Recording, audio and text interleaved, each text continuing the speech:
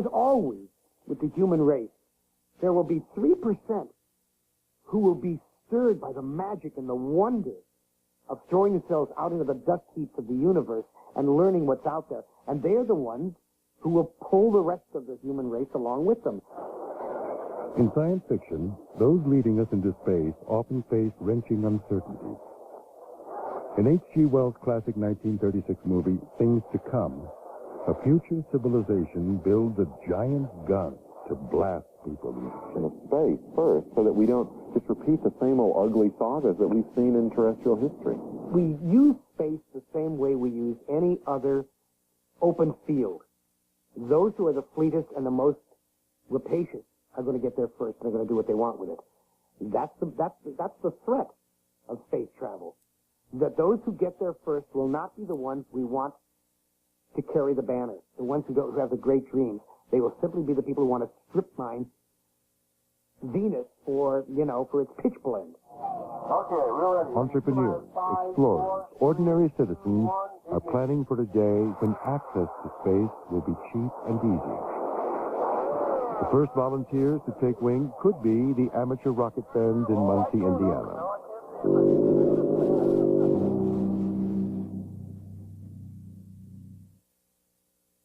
Next on Voyage to the Milky Way. It is the hungering of the human spirit to know what lies beyond the next hill.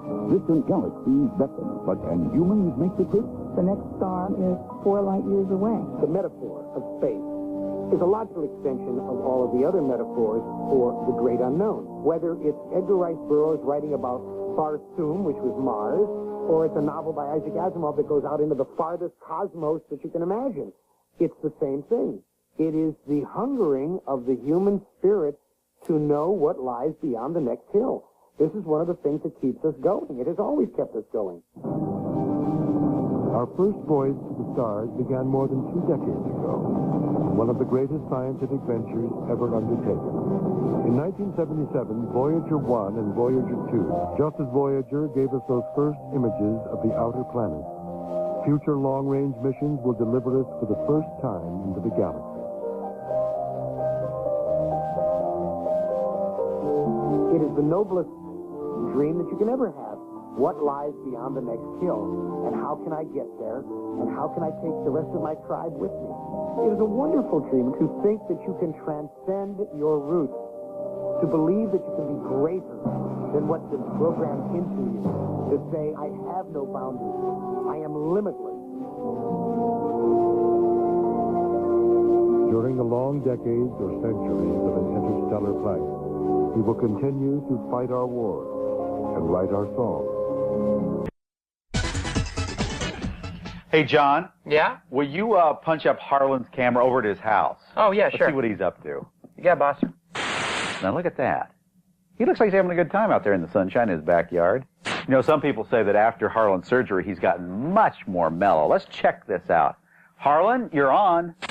I was looking at a Sci-Fi Buzz a few weeks back in which one of my commentaries did not appear. And people on the Internet who had called in, I guess, to the Dominion online, the Sci-Fi Channel online thing, they said, somebody said, who made Harlan Ellison the conscience of science fiction? Who appointed him? And Mike Jerick tried to be polite about it. But I got the answer for you. You did, Pinhead. You know, if you stood up and you did your job, I wouldn't have to be sitting here. I'm no different than you. You're filled with opinions, and so am I. It just happens that I got to the money first, that's all. I'm sitting here because they asked me to sit here. But if you were the conscience of science fiction, I wouldn't have to sit here and gripe about stuff. I could sit here and talk about good stuff.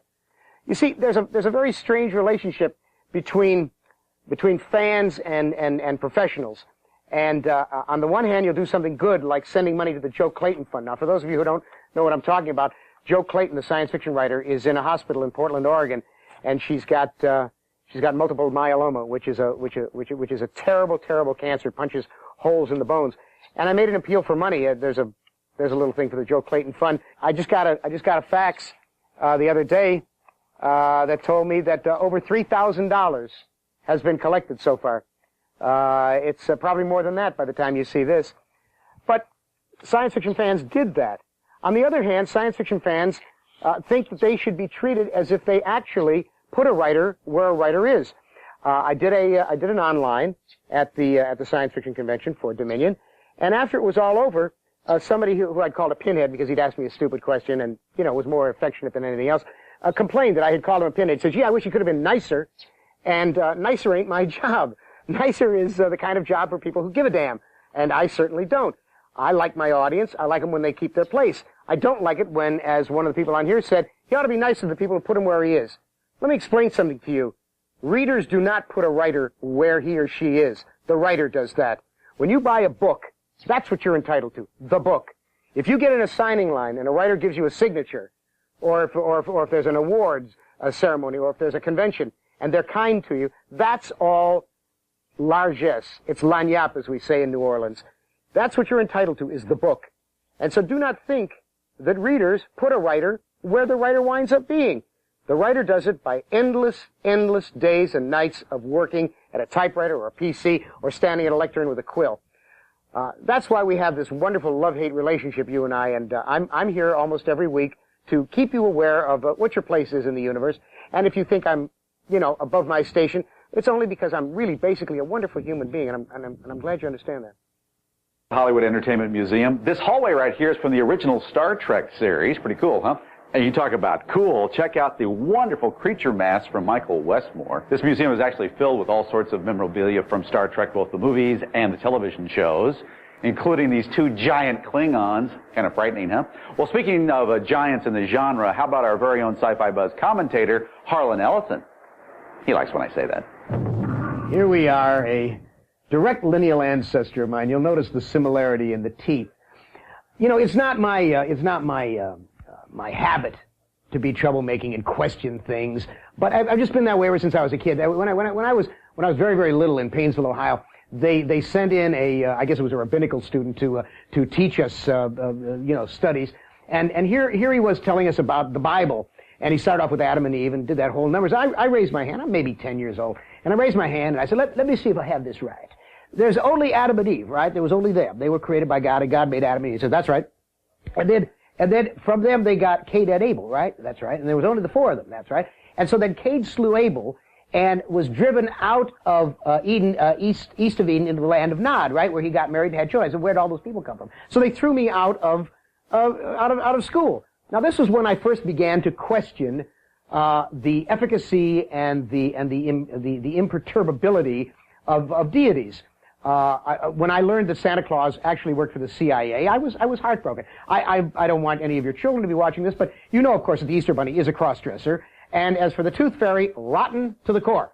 Now, I will attack at this point one of the great icons of American society. From the time you are born, you believe that Walt Disney and the Walt Disney Organization are the purveyors of absolute magic, the happiest kingdom of all. Well, I have to draw you up short. It finally has gotten to me. It annoyed me when it was Walt Disney's Pinocchio.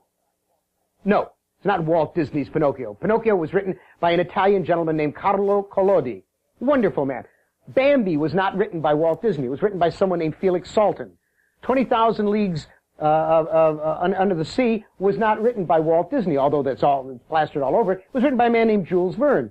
And in fact, The Three Musketeers, which was a recent Disney film, was not done by Walt Disney. No, Athos, Porthos, and Aramis, D'Artagnan, they were invented by Alexandre Dumas. When Dumas died, he had one of the largest funerals in the history of the world. But if we open this Marvel comic, we see that The Three Musketeers was written by somebody named Bobby J.G. Weiss, which must come as a great shock to Alexander, who was probably spinning like a gyroscope. Disney has been sticking its name on things for 50, 60 years, and they get away with it.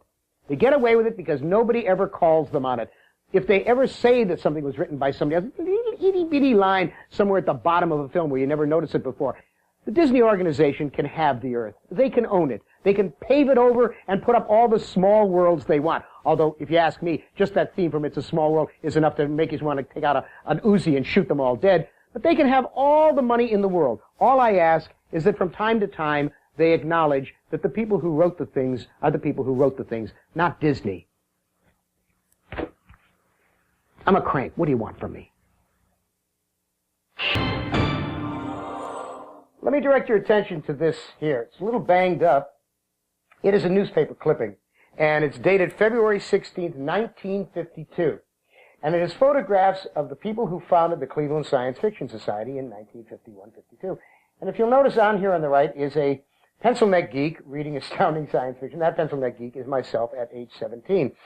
Now, the guy who did this article, Jack Warfel, came to the clubhouse and in Cleveland when I was just in high school, and he did this piece on science fiction.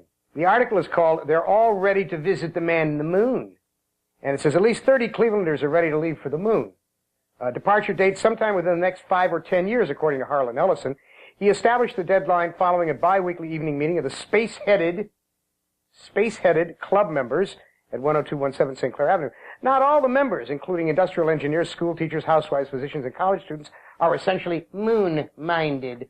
Moon-minded. You like that? Some have their sights set on Mars. This is 1952. People talk about Mars. They must be crazy, right? Others are more enthusiastic about a quick trip to Venus or a more extended fling through the Milky Way and outer space. Conversation with us at jog trot as I enter the place, blah, blah, blah, blah, blah, blah, blah, blah, blah, blah, blah, and he gets it all the titles wrong. He doesn't know the difference between articles and stories. And then he comes down, he says, Stephen Schulteis of Warren, Ohio, new club president, introduced me to several members, and I waded into the lunar swim. There's nothing but hyperbole and disingenuousness in all of this. The heading is Flights of Fantasy, it says.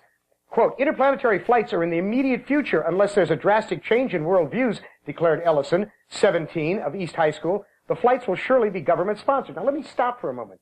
This is 1952, and I said we'd have space travel within the next 5 to 10 years, right?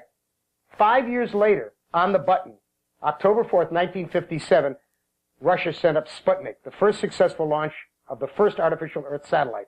5 years to the dot. And 12 years later, only 12 years later, we were walking on the moon. Neil Armstrong, Buzz Aldrin, the Apollo Saturn 11, July 20th, 1969. We were right on. But here was this mook, this pinhead, this imbecile, doing this routine, making people who were reading science fiction look like jerks because he didn't know anything, because he was stupid, because he didn't have any information. It goes on and on and on and on like this. I want to tell you about this guy. This guy was such a jerkazoid that 5 years later, when Sputnik went up, I came back from where I was. I think I was on leave from the Army, and I came back to find this yutz so that I could point out to him, show him the article, which I still had, and show it to him and say, how does this make you feel, you pinhead? But unfortunately, he escaped my wrath because he died. My wrath, however, is in full flight and full measure now because the Sci-Fi Channel has been showing a 1-hour documentary, and I use the word documentary really loosely in this case, about the World Science Fiction Convention that was held in Anaheim over Labor Day, 1996. And it is a terrible piece of work.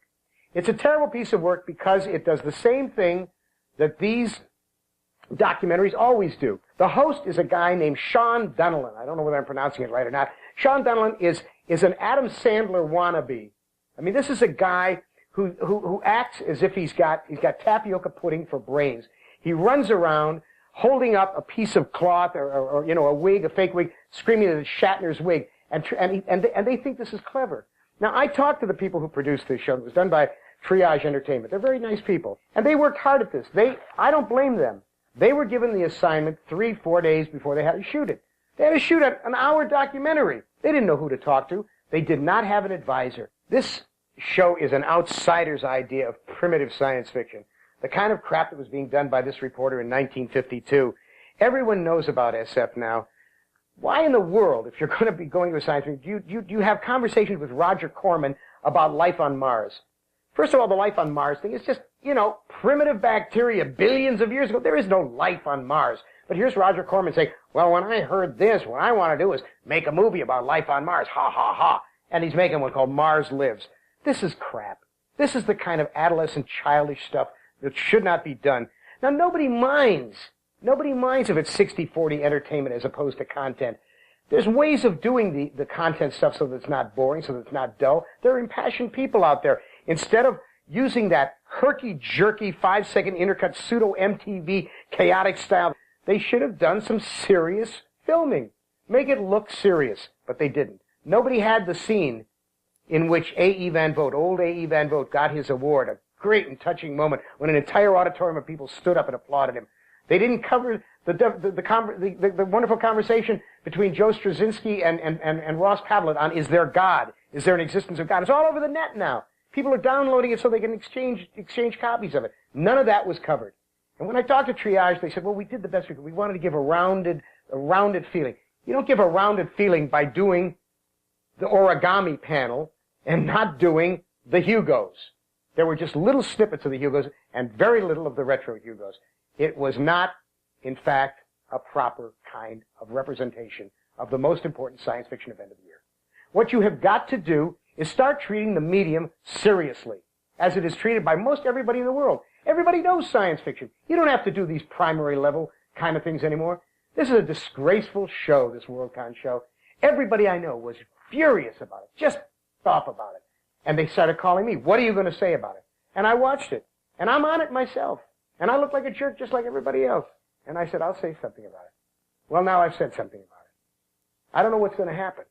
I have no idea whether the Sci-Fi Channel will get its act together at long last after all these years or not. But I said what I had to say. Thank you for listening. Now for the award-winning Harlan Ellison. Yeah, I've got a word or two for Harlan Ellison. You do? Yeah. Well, he likes that, as a matter of fact. I talked to him a couple of days ago, and he says he loves the feedback from the fans like you. Positive or negative? Is it positive or negative? Positive and negative. Oh, alrighty then. So you can post him a note on the Dominion. You know what that means? No. Okay, you can email him. You know what that means? No. Why don't you just call him or write him then? Gotcha. Okay, here he is.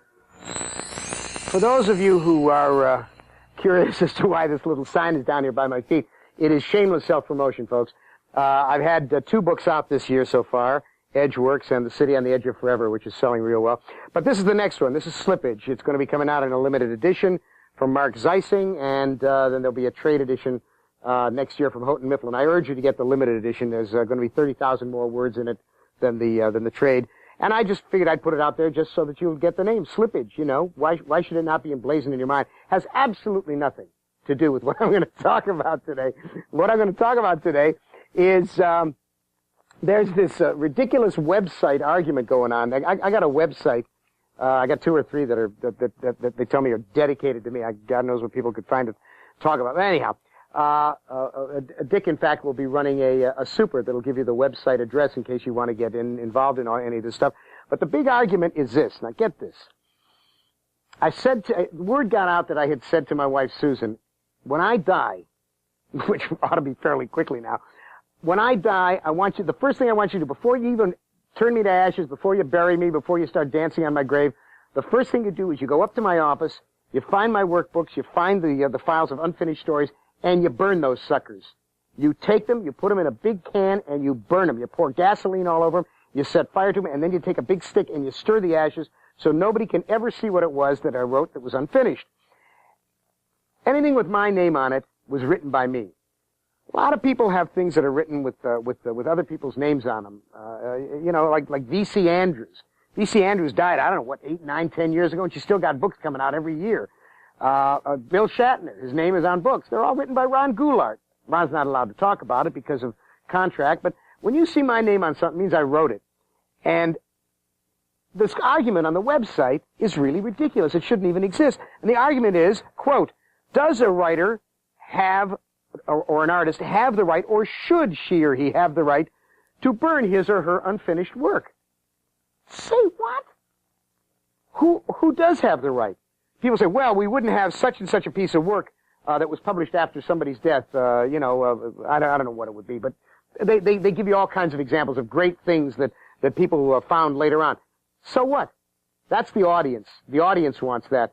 The creator, it comes from the creator, and it ends with the creator. If I decide that my stuff is going to be burned so that 10 years after I'm dead there won't be, a sequel to Bloods Are Over by Harlan Ellison and Frederick Pohl from snippets of what I wrote, that's my choice. And there is no argument there. I know people like to argue about it, but in fact, there is no argument. And it ties in with what rights do creators have? The people on Friends, you probably heard about them striking to get more money. They get a pay hike from the estimated $40,000 an episode. They want $100,000. And you'd think, well, God, that's greedy. Well, Friends is a gold mine. And Warner Brothers produces Friends. They make millions and millions and millions of dollars from it. They get, I don't know, a couple of $1 million just from the syndication rights. And here come the Friends people asking for a raise, and everybody's thinking that they're greedy. Well, like ball players who wanted a raise. Kiddo, if those people aren't on the screen, you got nothing. You got monkey nuts. And if the ball players aren't out there swinging the bats, he's got more monkey nuts. And the same for writers. Everybody is entitled to make as much money as they want. And you expect, many of you, a nobility from artists, writers, and sports figures that you do not yourselves possess. There isn't one of you who would say, oh, I'm going to take less on my paycheck. I don't need a raise. I don't want a raise. No. Writers and artists, they're out there on a smile and a shoe shine like Willie Loman. And sports figures only got a limited amount of time in which to earn the money. And so we have the right to press our case. And you do not have the right to tell us that if we're dead, you want to see something written by somebody else, finished by somebody else, that ain't our work. Do I make myself perfectly clear?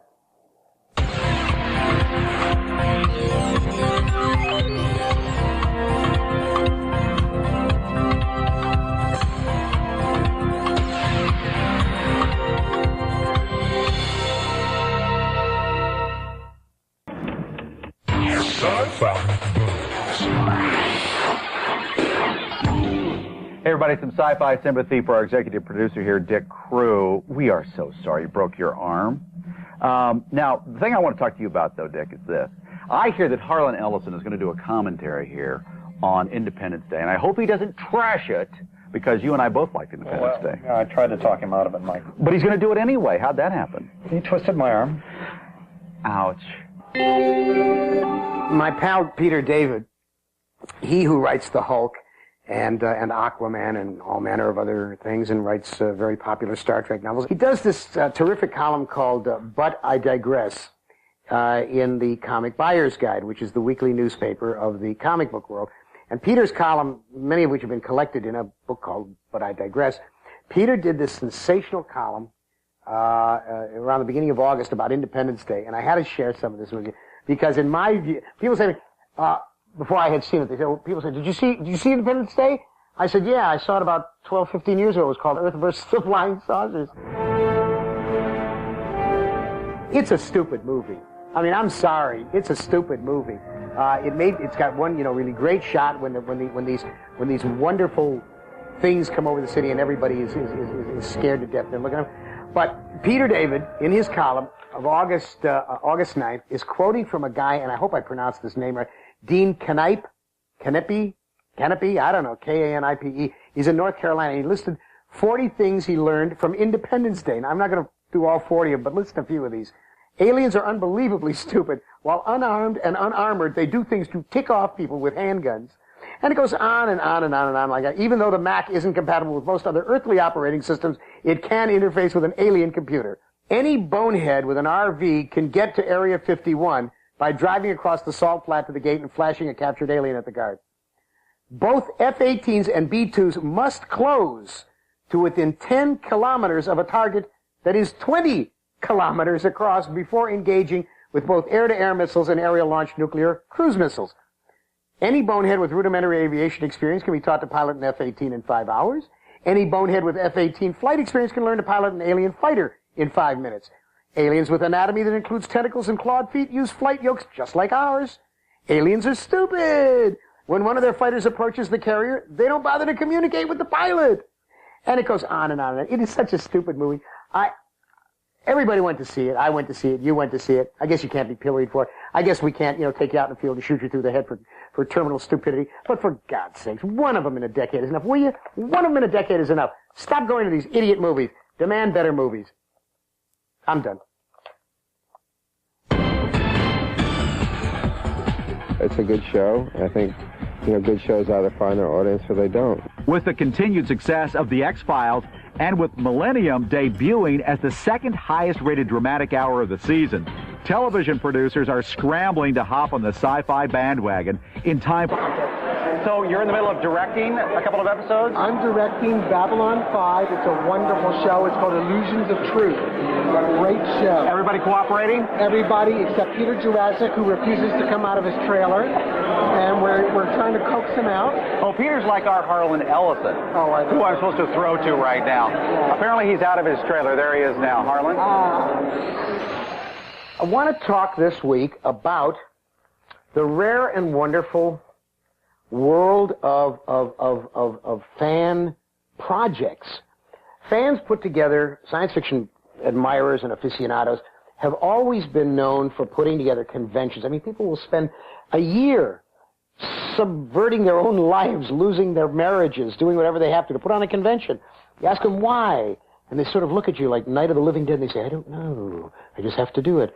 Well, along that line, Richard Lilleblatt, I hope I'm pronouncing it right, Richard Lilleblatt, he makes ray gun miniatures. They're Buck Rogers Captain Video style ray guns. This one is called the Sonic Blaster, this one is the Imperial Disintegrator, and they're made out of pewter. And they're heavy. I mean, they got some weight to them, and they're set in this beautiful box with the pseudo velvet backing or whatever that is. It's just an absolutely amazing little product. They cost $149 plus $4 shipping and handling. I know that's a lot of money, particularly today. But look at these things. Have you ever seen anything like this? They're like little jewels. Some Arab potentate back in the days of the Arabian Nights would have killed to have had these. We're going to put up the number. The company that makes it is called Whatever Works, which is a great name too. And the guy, this Richard Lilleblatt, is a very nice guy. Now here's the sad part. There are only 3,500 sets of these. You know how many he sold? 20. When I showed these to Joe Straczynski from Babylon 5, the guy who created Babylon 5, Joe said, must have, got to have. Went out and he got one immediately. We're going to flash that number. Tell him Harlan sent you. And order the ray guns. Only a fan would do something like this. Put all this time and effort into an absolutely perfect little thing. Now here's another one.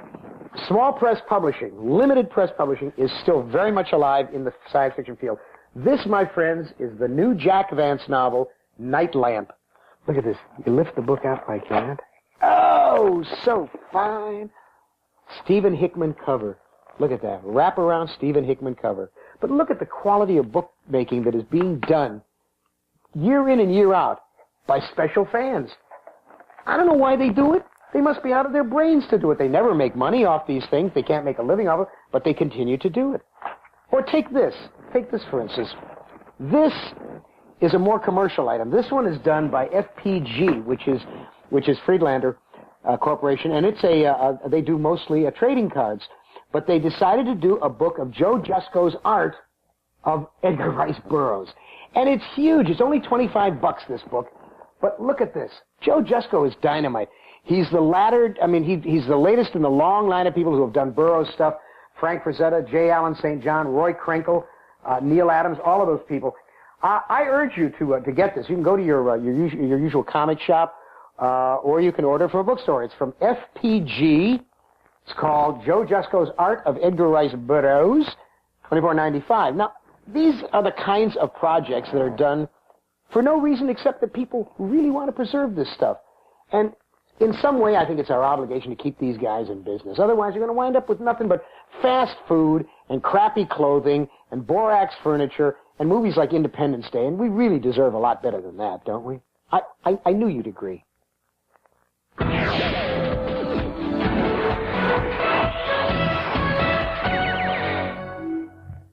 Join host Jeff Fox as he tries to outmaneuver the universe and portrays terrestrial man and woman. And it should arrive at the closest star, named Proxima Centauri, in about, get this, 100,000 years. Isn't that amazing? That is amazing. That's amazing. Now, this is equally amazing, and he generates, well, a lot more than 8 watts of power. Harlan Ellison. When the Hugo ballot came in this year, the World Convention, and you know they got categories for the best short story, the best novella, and the best novelette, and the best novel. In the 3 shorter categories of fiction, novelette, novella, and short story, and I think there's something like 4 or 5 stories nominated in each category, all but two were from this magazine here, Isaac Asimov's science fiction magazine, which is edited by a terrific guy named Gardner Dozois. And you say, well, yeah, what's the problem with that? Well, I'll tell you what the problem is with that. Gardner and a number of the writers themselves went out on the internet and built up a constituency, built up a base of people who would vote for them. There were a couple of writers who said, vote for me, please, vote for me, God, vote for me, I only have 2 Hugos. And so you say, well, what's wrong with that? You know, why shouldn't people promote themselves? Why shouldn't a good magazine like Asimov, and it's a good magazine, it's a terrific magazine, publishes great stories, why shouldn't it have that many nominated? Well, I'll tell you why. The other 2 were from a magazine called the Magazine of Fantasy and Science Fiction, folks. That's this magazine here. It is edited now by a woman named Christine Catherine Rush. It is a dynamite magazine. Now, no secret agendas here. I write for FNSF. I used to do the film column there. I do short stories there all the time. I don't write for Asimov's anymore. The reason I don't write for Asimov's anymore is strictly personal. It's got nothing to do with the quality of the magazine, nor does it have anything to do with my friendship for the people who edit the magazine, who are terrific, decent, good people. I don't write for them for a reason of my own, which Gardner Dozois knows about. That's another thing. The problem is this. The market is shrinking so fast that when you have Hugos, the selections of which come from only one magazine, not from any of the anthologies, the original anthologies that were edited, and there were dozens and dozens of them last year, not from any of the short story collections, and there were dozens and dozens of those, not from any of the other magazines like Science Fiction Age, or Aboriginal Science Fiction, or half a dozen others that I can't think of, not to mention nothing from the small press. There are terrific small press magazines, and only 2 stories from the Magazine of Fantasy and Science Fiction. The rest of them were all from Asimov's or its companion magazine, Analog. Now, Stan Schmidt edits Analog. He's also a good guy. They publish a certain kind of stuff. But when a field is dominated like this, it does not mean that this is the best magazine in the field. All it means is that you've got the largest readership at the moment, and you are sucking for votes more profitably than anybody else. I ask you, please, this is an unashamed appeal. Go get the Magazine of Fantasy and Science Fiction. Send for a copy. Go buy 1 issue. Take a look at it. It's got some of the best writers in the country. And this magazine is a magazine that, if we do not support it, is going to vanish, along with all the other magazines, Science Fiction Age, which Scott Edelman edits, and Aboriginal Science Fiction that Charlie Ryan edits. These magazines don't have a chance because Asimov's is now the 800-pound gorilla. And I just got a thing against 800-pound gorillas. I don't think they should be fed quite such a rich diet. And if you agree, maybe you can help reduce them.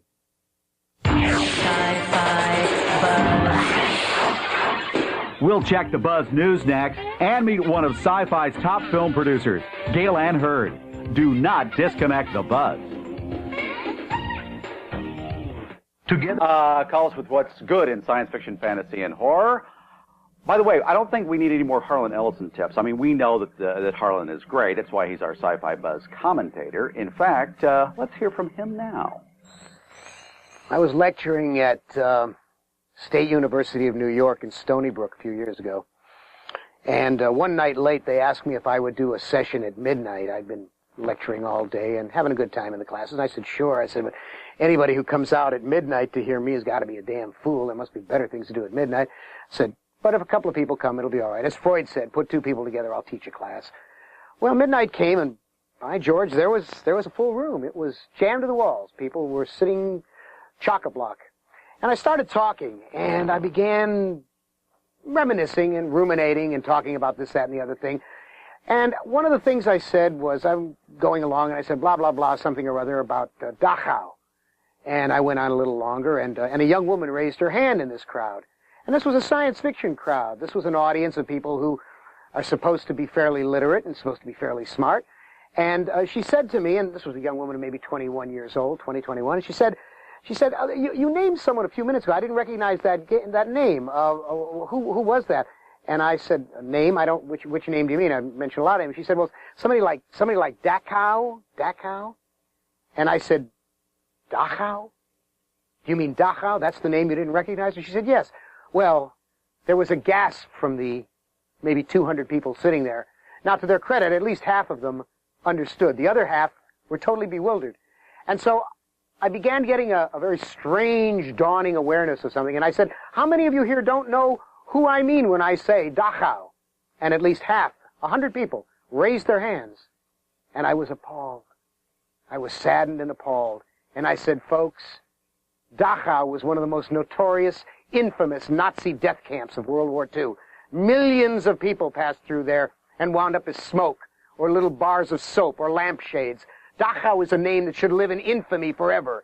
People who read science fiction should have a sense of historicity. They should have a sense of the past. They should abide by Santana's adage that those who do not remember the past are doomed to repeat it. I said, how can you not know the name Dachau, Buchenwald, Treblinka, Bergen-Belsen? How can you not know this? Well, it was, I guess, the first time that I realized we suffer from something called cultural illiteracy. And it assails the world of science fiction as much as any other genre, as much as any other world, any other milieu, any other purview. We have an increasing number of people who forget the past. That's why we have skinheads. They don't believe World War II happened. They don't know about the Vietnam War. They don't know there were 2 world wars. The only reason they might know is because they have a Roman numeral. They know 2 came after 1. And to them, the war in Vietnam is as distant as the Wars of the Roses. This is deadly for the field of science fiction, and deadly for writers. Because if writers cannot use the reference that they need to make a point, then they are going to have to write down to the audience, and the audience becomes culturally more illiterate, steadily and steadily. We have a great many writers who write television now, who are base all of their knowledge on sitcoms. They don't read books anymore. New York editors who have no history of what has gone before in the field, and they sell you mediocre writers month after month, instead of reprinting Kuttner and Simak and Lee Brackett and Ward Moore and Alfred Bester. And I tell you truly, those who forget the past are doomed to repeat it. Don't buzz off. Our best bets are next. Mystery Science Theater 3000 has staggered back to life. Mystery Science Theater 3000. Today at 5 p.m. Eastern. Yes. 048040. This show is not to be missed. It's more fun than people should be allowed to have. You call that number and you tell them your Uncle Ray sent you. You know, basically I'm an old fart. I'm in sight of the grave. And as the shadow deepens over me, I think back to some of the lost treasures. The lost treasures that live here in memory, here in the perfect video cassette, rather than in phosphor dot immediacy on the idiot tube and are gone forever. I think back to the wonderful books and the wonderful movies that I've seen that no one pays any attention to today because of cultural illiteracy or the fact that they've forgotten immediately. I remember when I was a kid and we would go for a ride on a Sunday afternoon, my mom and dad and I in the old Plymouth. In those days, you just went for a ride, man. You didn't go anywhere. You just went for a ride. And we would listen to the radio, because they had great radio shows on. And my favorite was a show called Quiet Please, which was created by one of the great unsung heroes of fantasy fiction, a man named Willis Cooper. And the show began with the announcer, Ernest Chappell, who was one of those announcers whose voice could stop you as you went through a room, and you would be mesmerized for a moment. And he would begin by saying, "Quiet, please. Quiet, please." And on this Sunday, he said a line that I have never forgotten. He said, "There is a place just 5 miles from where you now stand that no human eye has ever seen. 5 miles down." And the chill that went up my spine that Sunday afternoon is the chill I just felt. Those lost treasures and other treasures that are lost to us because of the need for gimme, gimme, gimme, now, now, now. What book was written this week? What's the latest thing on TV? Are the treasures that we need to remember. I'm going to give you some of them. Look them up. This is good for your soul. Don't argue with me. When they take a convention roster of films to show, all right, we've seen The Thing from Another World a million times. We've seen The Day the Earth Stood Still a million times. We've seen Star Wars, God knows, a million times. But what about Seconds? What about that gorgeous film based on David Ely's book, shot in black and white by James Wong Howe, with, of all people, Rock Hudson? This astonishing story of a man who gets to relive his life. You've never seen it? Oh, go look up Seconds. How about Dark Crystal? The only fantasy that has worked. All the rest of them don't work. Willow, Excalibur, all the rest of them, they suck. But Dark Crystal works. What about Return to Oz that got so bad rap by all the critics? Return to Oz, it ain't Judy Garland, it ain't hip-hop, but Return to Oz is in the tradition of the original Oz books. Dune, don't sell it short. You watch years to come. It will have a vision that others will say, that was a film. Then you got Curse of the Demon, directed by Jacques Tourneur. Oh, based on M.R. James casting the runes, there are scenes in that will blow you out of your socks. If the Lindsay Anderson movie with Malcolm McDowell. How about The Last Days of Man on Earth, based on Michael Moorcock's Jerry Cornelius stories? And The First Men on the Moon, the Ray Harryhausen film, with that wonderful Lionel Jeffries performance. Yeah, those are great films. You can get them. They're all on video cassette. And writers, don't talk to me about Lois McMaster Bujold and her writing this week. Don't talk to me about the latest Star Trek novel. I don't want to know from that. When you tell me that you've read Charles Beaumont and Walter M. Miller and Cordwainer Smith and Murray Leinster and Henry Kuttner and Richard Matheson and C.M. Cornbluth and Lee Brackett and Stanley Weinbaum and Jack Finney and Avram Davidson, many of whom are still alive, when you tell me you've read their great stuff, then and only then can you tell me about the latest Jerry Purnell military novel that was issued by Bain Books. Until that time, I'm going to look on you as an illiterate. Look at these cartoons, folks. These cartoons are part of a little portfolio that I did with William Rotsler called the Kong Papers. They are gags about King Kong, and I was proud to call this man my friend. He would do the cartoons, and then I would fill in the balloons. And Bill Rotsler died. And you don't know who Bill Rotsler is, most of you. Never heard of Bill Rotsler. Apart from the fact that he was really a terrific writer, patron of the arts, The Far Frontier, To the Land of the Electric Angel, Xandar, Hidden Worlds of Xandar. He even did a novel about the DC comic hero Blackhawk. Bill Rotsler did 10,000 sculptures during one period. He kept reinventing himself. In one decade, he was a sculptor. The next decade, he was a film director. He directed 12 films in 10 years. Next 10 years, he was a writer. But all through it, he was always a cartoonist. He did thousands of cartoons. I don't mean hundreds, thousands of cartoons for every science fiction fanzine that there ever was.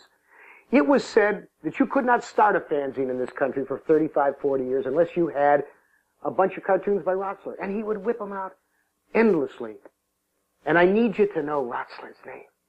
It's like they said about Willy Loman. This man should not be allowed to fall into his grave unnoticed. He mattered.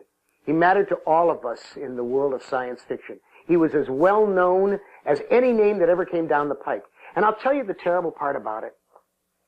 During the last months of this last year that Bill was ill, and a lot of us were trying to take care of him, Paul Turner and Bill Warren and Marv Wolfman and a number of the rest of us, we needed money to help him out. A lot of us gave as much as we could to help him out, keep his rent paid. And we sent letters to fanzine editors to whom he had given thousands of cartoons. Never charged. He never charged, never a penny. Not one letter came back. Nobody responded. Now, in the next few months, all the science fiction magazines, the websites and Locus and all of these magazines are going to be beating their breast about what a wonderful man and his life will never be seen again. And I got to say to them, where were you when he needed a few dollars? Where were you when he needed help? Rotsler was so damn full of life. It seems impossible to me that there could be a universe in which he does not exist. He was one of the best people who ever lived. Our sci-fi buzz commentator, Harlan Ellison, has been very busy lately, traveling around the country, publicizing his latest book. In fact, he was just a featured speaker over at USC, the University of Southern California. But he always has time for you, his loyal fans, and a few detractors. Well, 2 or 3. I always said I would vote for any politician who said, yeah, I'm a thief. Yeah, I'm going to steal from you. I'm not going to steal too much. I'll steal a little bit, but I will make the roads better. I will not pave over too much more, and I'll make the beer better, and I'll take care of old people. I would vote for something like that. Corruption, I think, is fine in this place, because if you stop to think about it, why would anybody want power? Why would you ever want to be in power, like a king or something? You know, people always want to overthrow you and planting bombs in your toilet. It's really a pain in the back. If you can't use your power for a little cheap personal gain, what's it all about? Now, this brings me to why I'm doing this particular commentary. This particular commentary is about the giant boom, the explosion in comic book collectibles. There's been a lot of them now. There's a sculptor named Randy Bowen who is absolutely the best. Randy Bowen has done some of the most beautiful sculpture you've ever seen. That Green Lantern right there, there's only 3 of those in the world. There's one for me. There's one for Martin O'Dell, who used to draw the Green Lantern. And there's one that Randy kept himself. That one's mine. Well, that one you can't have. But these, folks, you can have. These sculptures, now I want you to understand, I'm doing this not only to show you these wonderful new toys, but so that I can get them for free. I want you to understand that. I am copping these, and I wanted them, but in exchange, I'm going to let 61 million people look at them for the companies, and they ought to be happy. We take over here, for instance, we got a lot of stuff from Marvel. Marvel is doing some great stuff. This over here is a Spider-Man versus Dr. Octopus diorama made of resin, and it's only $50. Made by Applause, and it's really nifty. There's Spidey jumping on Doc Ock and knocking his doo-doo in the dirt, as we used to say in school. This one here is the Wolverine versus Sabretooth, and that one's only $30. Now, this one is a limited edition sculpture. There's not a lot of these, but this one's also made by Applause, and it goes for $175. You can probably find it less expensive than that in some shops, but $175, it seems to me, is really inexpensive for something as cool as seeing the Hulk go through all 3 stages, from Bruce Banner through the original Gray Hulk to the Green Hulk, all in one sculpture. I mean, I find that a fine, fine piece of equipment. Now, this one came from DC. Now, DC has done a whole bunch of them. It is Lobo, the demented alien from the DC comics. Right here in the front, you see the guy with the 2 large guns. That's Bishop. Bishop from the X-Men. Now, he's made by a company called Creative License, and this one is another limited edition, and that one's another $175. But it's worth it. I mean, if you want to slip something into your kid's stocking, deny him food. Don't give him a sweater. Give him a Bishop. Has huge guns. I can't think of anything a kid would want more than that. Now, in the middle here, you can see the Silver Surfer. Now, there's going to be an animated Silver Surfer TV series on right after the first of the year. It's going to be very hot. This one is done by Creative License, and this one is $200, but this is the special 30th anniversary sculpture. These are 2 of my favorites. These are done from Dark Horse. Dark Horse put these out, and these again are Randy Bowen. The one you're looking at right now is Marv, the kind of Demento from Frank Miller's wonderful noir comic book Sin City. This one is the famous French cartoonist Moebius, Jean Girard, who did this, and this is Arzak. This is his great character, Arzak. And is that the most beautiful little bust you ever saw in your life? I want you to take a look at this one here. This is crazy. This is from Dark Horse. This is the Dark Horse Frankenstein. Remember when he was chained in the chair? I love this, man. Look at this. I do this sometimes. I come in here with this light, and I just do it. Look at it. Looks like he's really screaming in the chair when I move this. Oh, is that hot? I love it. Yo, one more thing. You see these nifty sculptures up here? These are the 3 characters from the Disney film Three Caballeros. There's Donald Duck and Jose Carioca and Panchito from Argentina. And these are sculptures that were done by the Walt Disney Sculpture Society. It's a special society that you can subscribe to, and I've been a member for a long while. And I love their sculptures. They do gorgeous, gorgeous sculptures. But I don't buy them anymore. I'm not going to buy them anymore. I'm not going to buy them ever again. And the reason I'm not going to buy them again is because I looked on the bottom and they said made in Thailand. And when I checked it out, I found out that they were made in the kinds of factories where they keep kids in slavery, virtual slavery. They pay them pennies a day, and they work them all kinds of hours. There's actually nobody to protect these kids. And I got real upset about it because I just won't buy from any place that does that to children. And I got in touch with Disney, or at least I tried to, and I called, to get the president and say, why don't you shift them to some country where they won't do this, where they'll be treated right, or make sure that you oversee the factory in some way so these kids get paid properly and they're not treated like slave urchins. And they were so arrogant. Disney's just so damn arrogant. They don't give a damn. They never even responded. So I had to call my dealer and say, I'm not going to buy these anymore.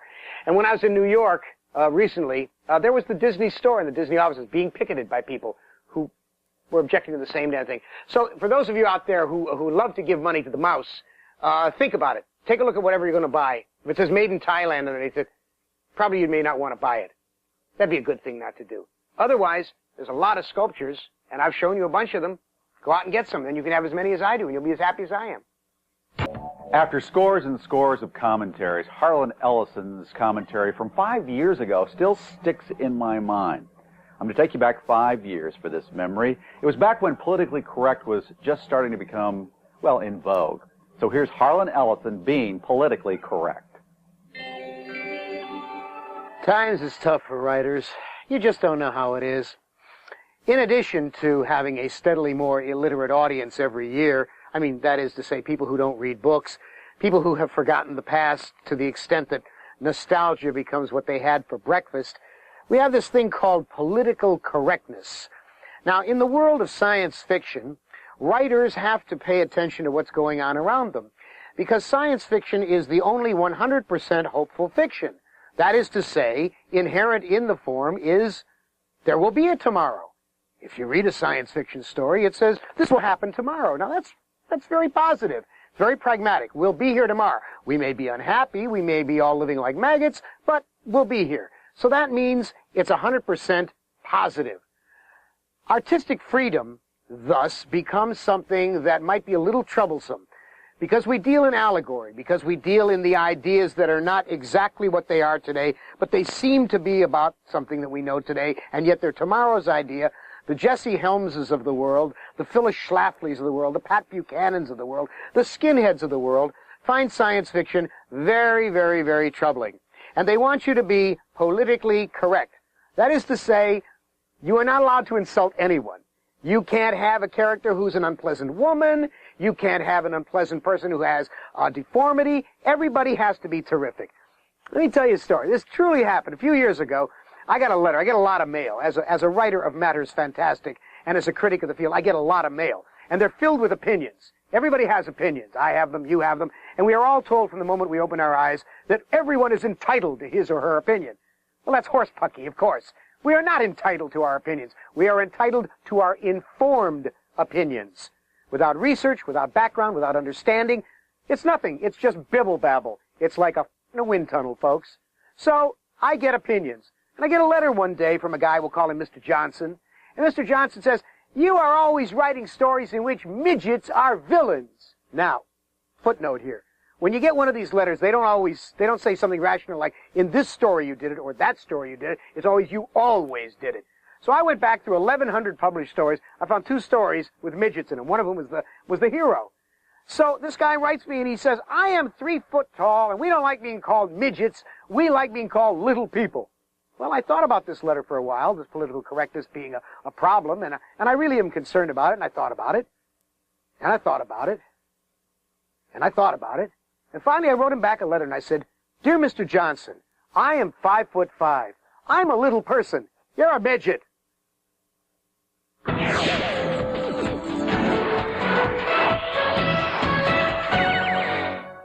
Being by themselves. Like Jason does at home.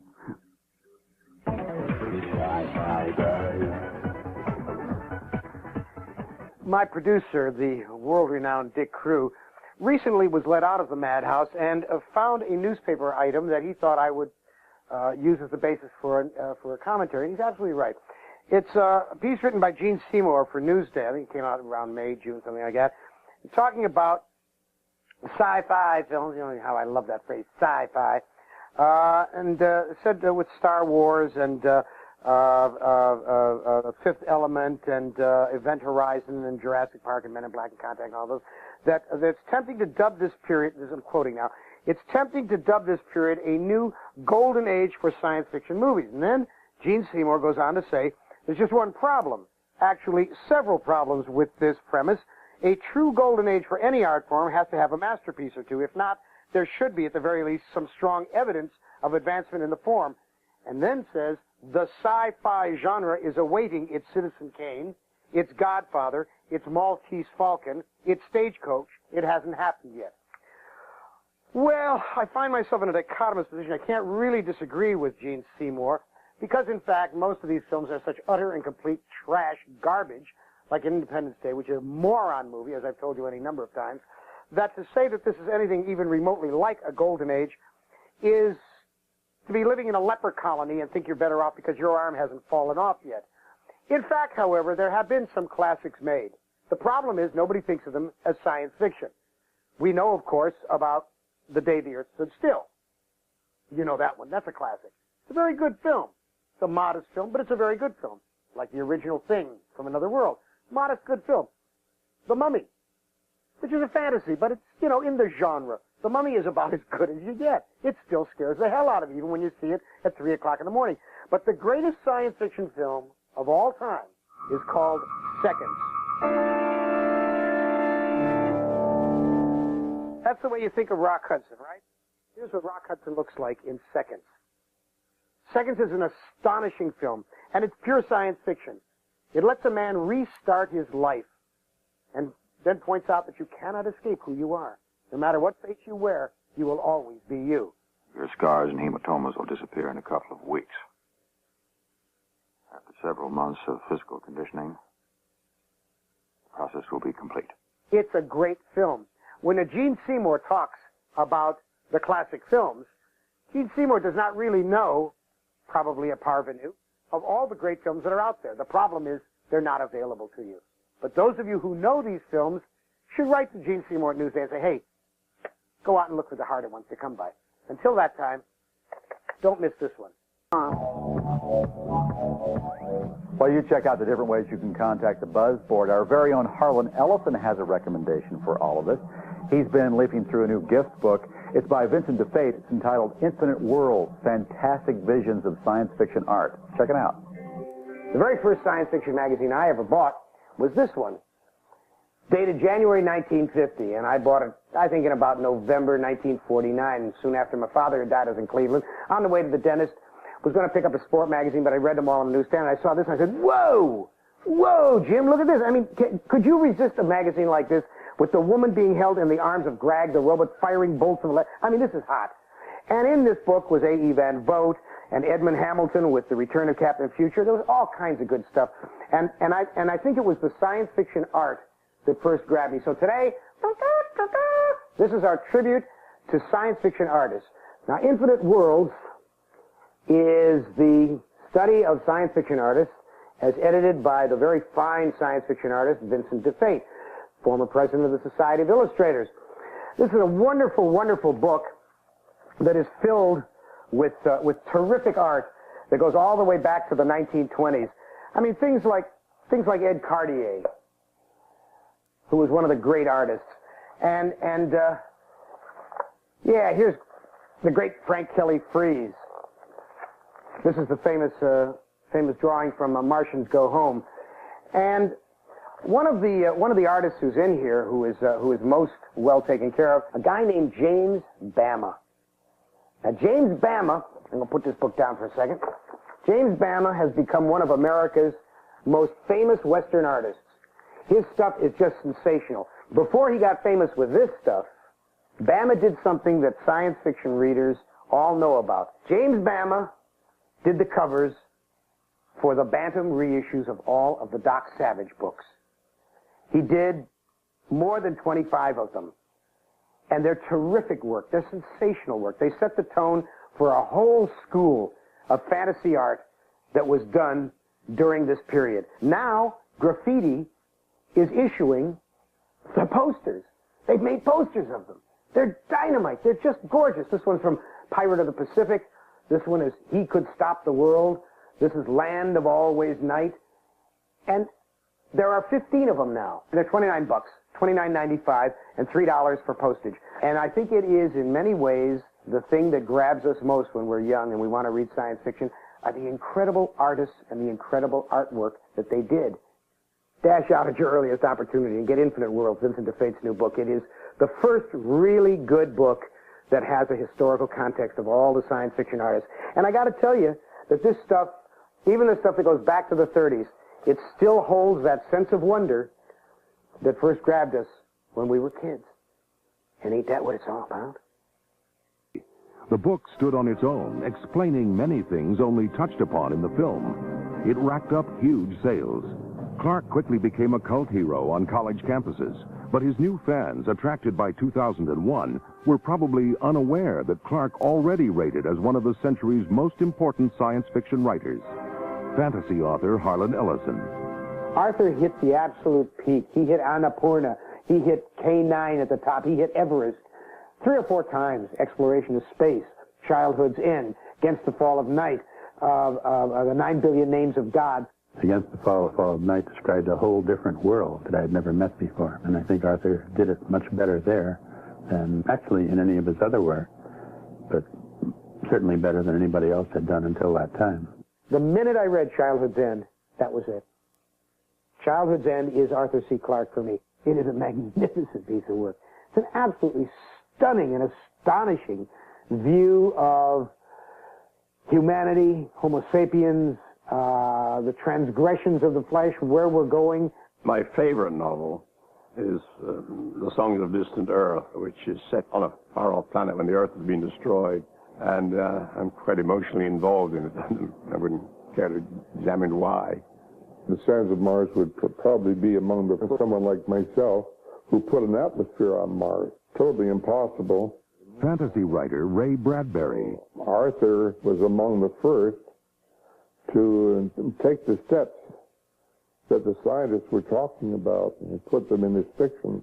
Arthur is very clear on what it takes to make a proper science fiction presentation, and that is adherence to what we know of science. You can extrapolate, you can say, well, if this is so, this might be so, but you damn well better be on good, solid footing, as opposed to stuff like Star Wars, which is not science fiction in the least.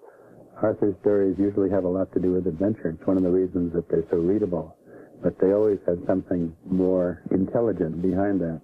People are not just hitting other people over the head with clubs. They're doing so for a purpose, and the purpose is usually to try to increase knowledge.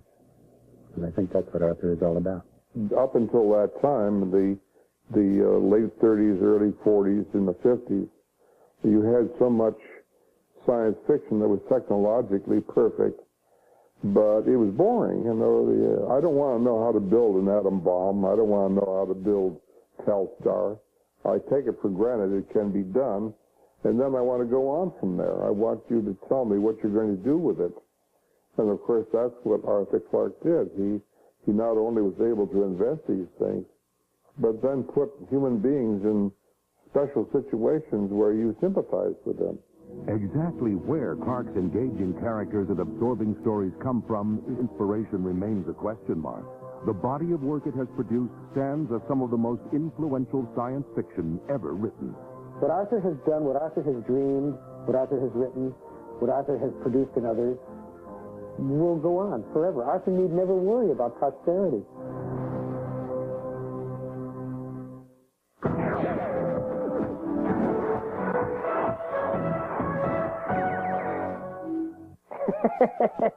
Hello there. So glad you could come back to visit. Today we're going to talk about opinions. I keep talking to you about opinions. I keep telling you one of my great philosophical epiphanies is that everyone thinks they're entitled to their own opinion. Of course, they're not. They're only entitled to their own informed opinion. When I go out on the lecture circuit, and I do a lot of that, there's one college after another makes the mistake of hiring me to speak, and my public lectures are sort of a cross between a race riot and a second coming. But invariably, I'll be asked a question that I have answered before in the past, 5 years before, 10 years before, whatever, and I'll give an answer. Now, giving an answer to a question that the audience asks, even you viewers ask, is a no-win situation, because if I give the same answer that I gave 10 years ago, because nothing has changed, it's the same thing now as it was then, you say, oh, he's just got that, it's rote, he's just got that all memorized, man. It's like he just says the same stuff over and over and over again. If, on the other hand, I have learned something, or I have matured, or the situation has changed, or history has come in the way, and I say, well, no, it's blah, blah, blah, blah, blah. Then they say, well, in 1963 you said, to which I'm like, shut up, you pinhead. But I decided that I would talk to you today about consistency, because, as we all know, the great Emerson quote, which I left out there. Okay, that was good. That's very kind of you to thank you for waiting. Great Emerson quote, where Ralph Waldo Emerson, great poet, said, a foolish consistency is the hobgoblin of little minds, adored by little statesmen and philosophers and divines. And that is my second favorite quote about that kind of thing. My very favorite about consistency is the one from Bernard Berenson, great art critic and a philosopher and humanist. And he said, consistency requires you to be as ignorant today as you were a year ago. Now, I mention all of this because I want to talk about a number of things that are the same and a number of things that have changed. The first thing, in the 2.5 years that we've been doing this program, we have managed to get the Science Fiction Writers of America to modify their policies as regards to issuing Grand Master Awards slightly. We didn't beat them in a submission. I tried. Heaven knows I tried. But they sort of don't like me coming at them. They think I have no right to say the things I say about them, even though I'm one of the people who founded Science Fiction Writers of America many, many years ago, before I fled screaming from their ineptitude and amateurism.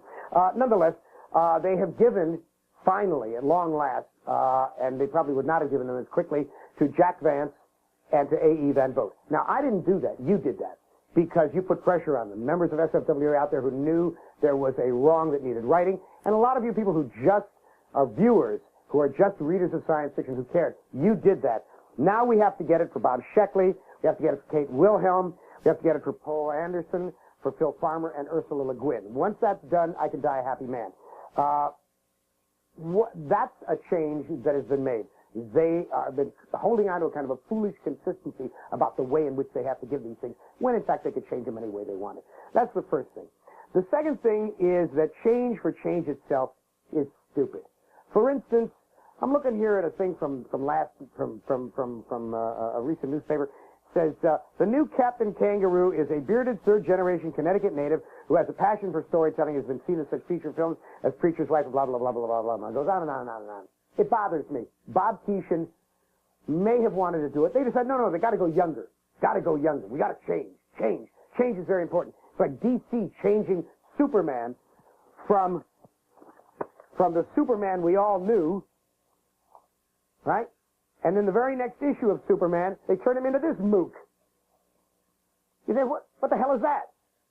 Well, it's only changed so that they can get a little free publicity out of the media.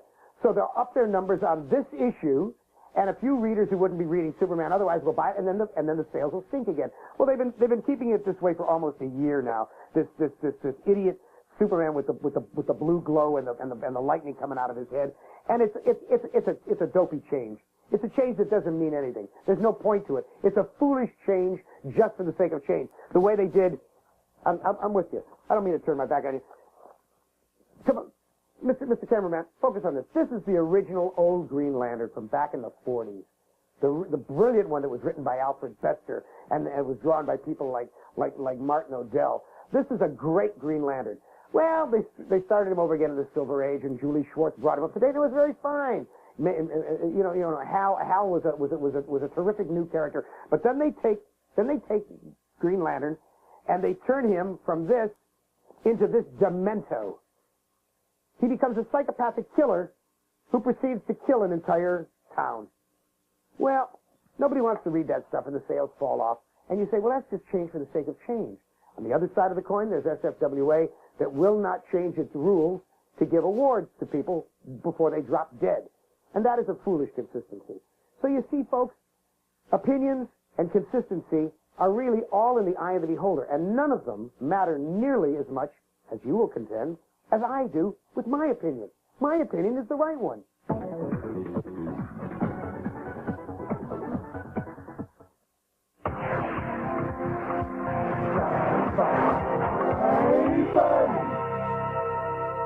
You know, doing these commentaries for 5.5 years, one of the things that I've tried to let people know and that I believe in a lot is that if I'm wrong, it's my responsibility to come back and tell you that I'm wrong, that I said something that wasn't true, or that I've learned better. I need to do a follow-up for you, and the follow-up is about the Walt Disney Corporation and the collectibles that they make. They're done by the Disney Collectors Society, and I think they're probably the best sculptures being done these days. But I noticed on the bottom of one that I had bought some while ago that it said "Made in Thailand," and that troubled me because, as you all know, Thailand, Haiti, many other places employ child labor, slave labor in some cases. They literally chain kids to the tables, and it's a disgusting and horrendous thing. And there are many people who are against it and who are fighting. And I saw this, and it just broke my heart because I didn't know whether Disney did or didn't. But I subsequently, soon thereafter, went to New York, and the Disney building was being picketed by a couple of groups of people who were contending that was exactly the case. And so I did a commentary a little while ago in which I said I was troubled by this, and for my own personal reasons, I was not going to buy any more of the Disney sculptures, and that others who did the same might want to look at it themselves. Well, here's what happened. Within an hour of that commentary going on, the Disney Corporation was in touch with my producer, Dick Crew, and they were not wildly enthusiastic about it, the commentary, even though it was clearly labeled commentary, and there was no reason why I couldn't do it. But they were not happy, and they said, no, this was absolutely false, that the Disney sculptures are not made in the kinds of factories and by the kinds of manufacturers who employ children. And they said they were very unhappy about it. Well, the USA Network and this channel and Dick Crew, who have always stood behind me, they said, well, Harlan wouldn't have said these things if he didn't have the evidence, and so they said we'll stick with Harlan, which is very nice. So I was called by Chuck Champlin, who is the director of communications for Disney Consumer Products. A very nice man, and oddly enough is the son of a very old friend of mine, Charles Champlin, the ex-book critic of the LA Times, man I've known for at least 30 years. And Chuck was not happy about my commentaries and said that he wanted an opportunity to send me evidence to the contrary. And I said, absolutely, send it on along. And so he did. This is Disney's statement on labor standards. It is 2 pages long, and it talks about their code of conduct. This is the Disney Code of Conduct for manufacturers.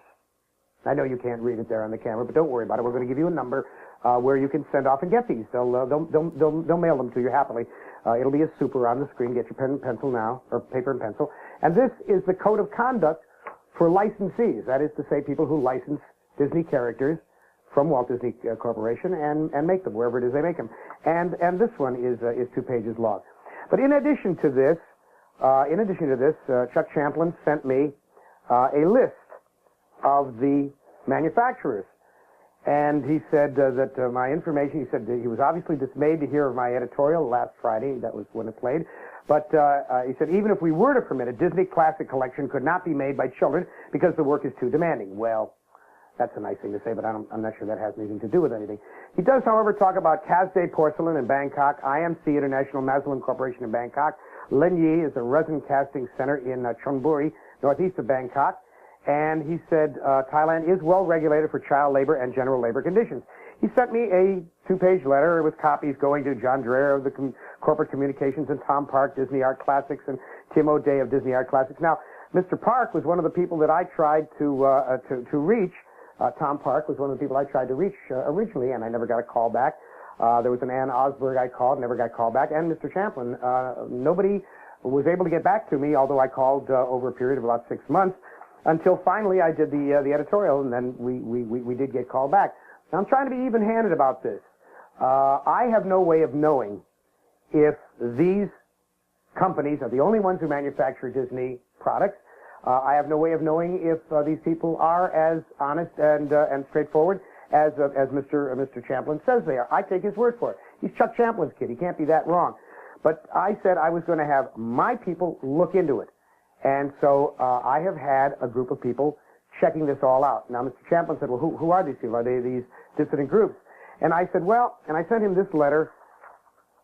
I'll be with you in a moment. I sent him this letter on December 18th, and it said, pursuant to his letter, these are some of the people who are checking into these companies for me: the Council on Economic Priorities, the International Labor Rights Fund, the Amnesty International, the Human Rights Watch Asia Division, the AFL-CIO, which has a division that looks into this, UNICEF, the Thailand office, Free the Children, Child Workers in Asia, Asia Watch, International this whole long list. I have not heard back from them by this time. I may not hear back from them soon enough for you. Until that time, I'm going to kind of hold off. But I want to make this one quick little mention here. There are at the moment a couple of right-wing religious nutcases who are on Disney's case. They are jumping them up and down. I'm not affiliated with those people. I don't want to give Disney a hard time. There's things Disney does that I don't like trying to build a Revolutionary War village between back east between Lexington and Concord or something like that. I think that's BS. They shouldn't be doing that. But on the other hand, Disney does a lot of good things. They have a lot of children's programs. They have musical programs that they do for school kids. And I don't want to be allied with the nutcases. All I'm saying to you is that this is what I've learned thus far. I can't prove they do. I'm working on trying to prove that they don't. You have to take it from there. I hope that this has not been too much backing and filling, and I hope you understand this is all in the nature of presenting even balanced commentary. Thank you.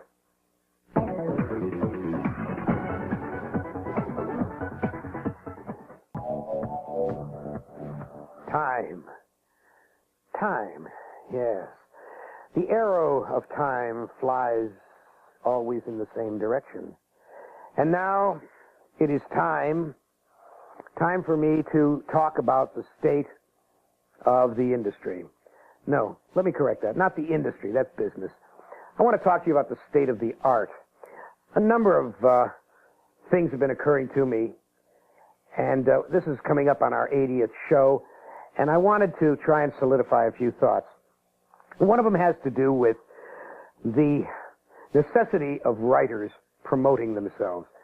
Now, there is some sort of strange belief that the minute a writer tries to promote himself, goes on television or does a commercial or goes out and tries to sell him or herself, that he or she is somehow a fish peddler, demeaning oneself. Well, that may well have been the case in the days of Henry James, but it's certainly not the case today. When people talk about science fiction today, or when you see shows like Sci-Fi Buzz, there's almost nothing about books and writers. More on this show than on almost any other. You'll see shows hard copy. They'll do 9,000 science fiction shows, and they never once show you the writer. They'll show you Schwarzenegger in costume or Bruce Willis dolled up in weird garb for Fifth Element. Writers are becoming more and more invisible, and the audience is vanishing. You've got to understand that at last. I've been saying this for years. I don't like being the specter at the banquet. You've got to understand. The audience is getting ever more illiterate. They talk about sci-fi. They talk about the kind of movies they want to see in television, and they have no idea that these things are actually written by human beings. The time has come for other writers to understand that the only reason that I'm still around after 40 years writing is that I have made sure that I appear in other venues where my books will be noticed and will be mentioned, and my name will have some coin. That keeps me earning a living. There are writers, terrific writers who were stars when I started in 1955 as a professional, who are today flipping hamburgers in fast food joints. Literally. I'm not exaggerating. They are flipping hamburgers as a second job because they can't get published. And those who are being published are publishing things that they wish that they would never have had to do. I'm going to do another show about that. That'll be the one that'll follow this. But for the moment, let me talk about authors trying to grab onto a little bit of posterity. It's very, very hard. If I say the name Henry Kuttner to you, most of you have never heard the name. If I say the name Cordwainer Smith, maybe a few more have. But I'm telling you that writers are becoming more and more invisible. And those of you out there who care about your future, you have got to find some way to make your profile higher. You can no longer sit back at home and think that it's going to be done for you. Because while you're sitting back home, the Jennies of the world are going to be out there having their own TV series and becoming stars. Jenny McCarthy is not as good as you are. Maybe prettier than most of you, but she's not as good as most of you. So you've got to do something about it. And that goes for people who write screenplays. You know, SFWA, Science Fiction Writers of America, whose throat I try and squeeze as often as possible, they still do not have a drama category. Many of us quit the organization because they don't have a drama category. They do not understand that writing screenplays and writing teleplays is just as honorable as writing cheesy little paperback adaptations of the X-Files or Xena novels. But no, they'll talk about that stuff, but they won't have a drama category. And publishers, when they try and publish screenplays, they refuse to publish them in script form. They publish them just linear. It's ridiculous. This kind of thing troubles me. It is a situation that produces uncritical viewers. And that leads to the kind of movies that we see that bastardize the ideas in science fiction. We're talking about The Fifth Element and Batman and Robin and Independence Day, heaven knows. These are all really bad, dopey, stupid films, and they overshadow good little films like The Arrival. The Arrival is Independence Day with a brain in its head, or Charlie, or Seconds, which I've recommended to you many, many times on this show. When we have a constituency that's illiterate because they have been programmed to be illiterate, then it programs the death of writers. And I'm telling you, you got to get your act together. Writers have got to start doing something about it. You can't just sit back and say, oh, it's not really happening. That's like people talk about violence. They say, well, they had violence in New York City in the 1700s. Yeah, they did, but life is not a comparison of Chamber of Horrors. 1700 in New York doesn't mean that you want to get somebody shot down dead in the street today. I'm talking to you writers, I'm talking to you straight on, and I'm talking to the readers. An ignorant, illiterate constituency means the death of good writing. But look, I feel myself getting weak, and I'm fading away, and the time is up. But I'll be back. This one's going to be, I'm going to go on, and there's going to be, you stick.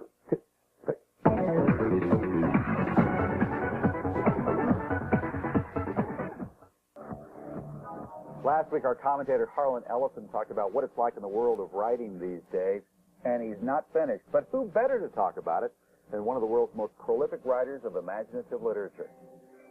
It's a great quote from Saul Bellow, one of America's greatest novelists. He said, writers are not necessarily corrupted by money. They are distracted, diverted to other avenues. I guess what he means is their true purposes are lost in the justification that what they're doing is bringing in money. I'll show you the kind of thing I'm talking about. I've talked about these odious Star Trek and Star Wars and X-Files and Xena adaptations, which I think are not even writing. They're creative typing. And the horrible part about it is that a lot of my very best friends are writing them. Christine Catherine Rush and Dean Wesley Smith and Vonda McIntyre and Ted Cogswell when he was alive. All kinds of people I know that I really admire and are very close friends and are enormously talented people are writing these things. Now, why are they writing them? They're writing them because there's a buck in it. There's a big buck in it. And now I look at a thing here. I've got a copy here of a magazine called Realms of Fantasy.